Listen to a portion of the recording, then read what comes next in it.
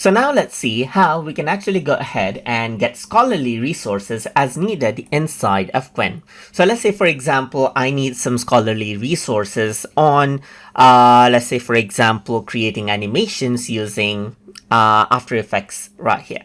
So to do that, I'm going to go around and say, give me scholarly resources that relates to applying animation theories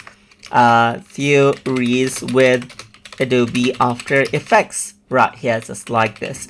And I'm going to go ahead and say, give me 10, or maybe I'm just going to give, let's say, 5 scholarly resources right here, just like this. So if I were to actually go ahead and do that, it says certainly below is a list of scholarly resources right here that explores the application of animation theories right here. And it gives you all of the details, as you can see right here as well, and gives you the citation.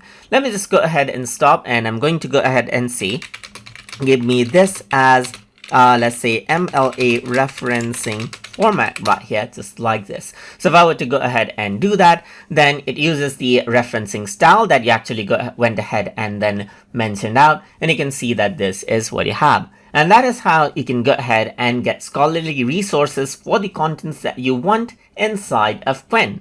So I hope you guys learned something as always. And as always, please like, comment, share, and subscribe.